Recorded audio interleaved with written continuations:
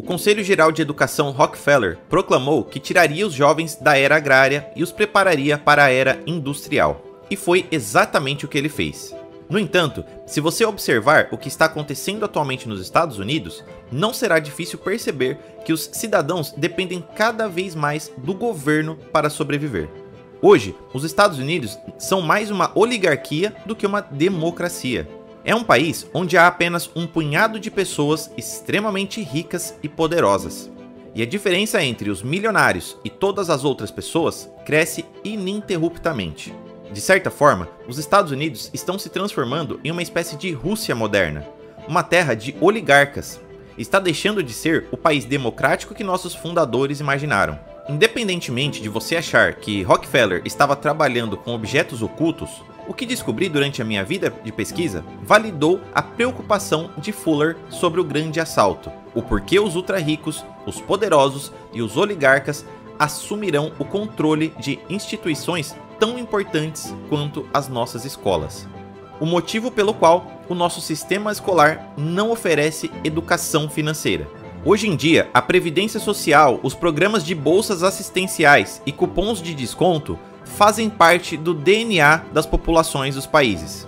Tudo indica que mais e mais pessoas não poderiam sobreviver sem esses programas governamentais. Mas, por que os ultra-ricos e poderosos querem influenciar o sistema educacional e deixar de fora a educação financeira? Nos Estados Unidos, existem 3 classes sociais: os ricos, a classe média e os pobres. Houve um tempo em que era ilegal ensinar escravos a escrever, porque, sem educação, o escravo sempre permanecia escravo.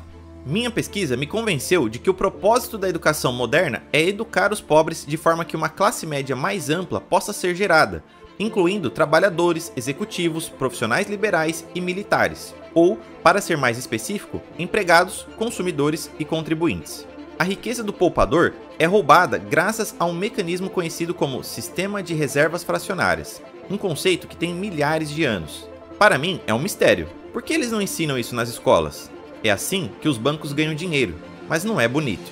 Há milhares de anos, quando um comerciante queria cruzar um país, em vez de transportar ouro ou prata, ele depositou seus valores com um banqueiro que cuidava deles. Em troca, o banqueiro emitiu a ele um comprovante de papel para recuperar aquele ouro ou prata depois. O comerciante poderia então ir ao seu banco e receber o pagamento no valor original ou simplesmente usar esse título para comprar outra coisa. Não demorou muito para que os banqueiros percebessem que as pessoas gostavam desse papel ou desse título. O título porque era mais conveniente do que transportar ouro ou prata e era mais fácil de usar para as transações do dia a dia. Logo depois, os banqueiros já estavam imprimindo esses títulos e apresentando-os às pessoas que queriam dinheiro. O processo funcionou muito bem, desde que os proprietários do ouro e da prata não os quisessem de volta. Mas, se os proprietários percebessem que o banqueiro estava emprestando uma quantidade maior de títulos do que o ouro e a prata que os sustentavam, ocorria um pânico bancário. Esse fenômeno ocorre quando os verdadeiros donos dos títulos deixam de confiar no banqueiro e abrem mão dos seus títulos para receber em troca seu ouro ou a prata. Naturalmente, se o banqueiro tivesse mais títulos do que metais, o banco entra em colapso e os poupadores se tornam perdedores. É por isso que o sistema de reservas fracionárias foi criado.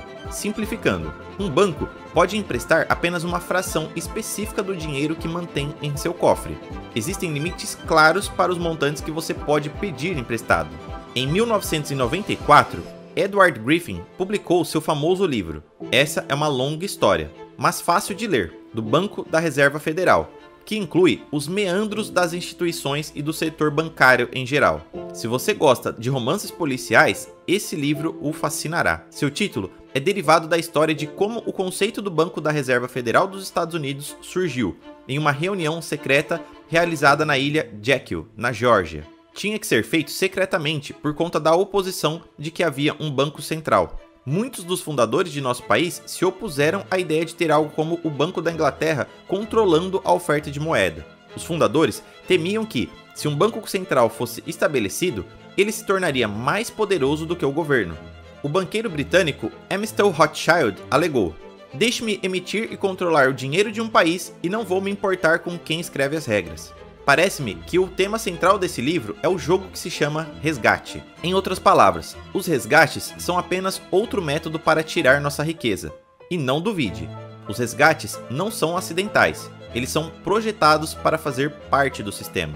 Em 2008, quando começou o resgate dos mais importantes bancos americanos, muitas pessoas pensaram que era um novo sistema, um procedimento de emergência para salvar a economia. Mas não poderia haver nada mais longe da verdade. Os resgates permitem que os bancos emprestem dinheiro a amigos e familiares ricos. Eles são os contribuintes. Do meu ponto de vista, milhões de pessoas já estão passando por uma grande depressão, porque dependem do apoio do governo. São parte dos pobres, trabalhadores ou da classe recente sob o estresse de uma classe média cada vez menor, e todos esperam uma boa educação. Salve eles e suas crianças.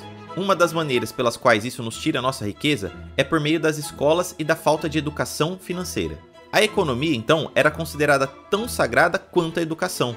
Ir ao banco para colocar dinheiro em uma caderneta de poupança é algo como ir à igreja e dar dinheiro. Sem educação financeira, como a pessoa média, a pessoa comum, pode descobrir que os bancos estão roubando suas economias? É impossível. Deixe seu like, comente o que achou desse vídeo e compartilhe esse conhecimento importante com mais pessoas que precisam saber disso. Te vejo no próximo vídeo que está aparecendo aqui na sua tela.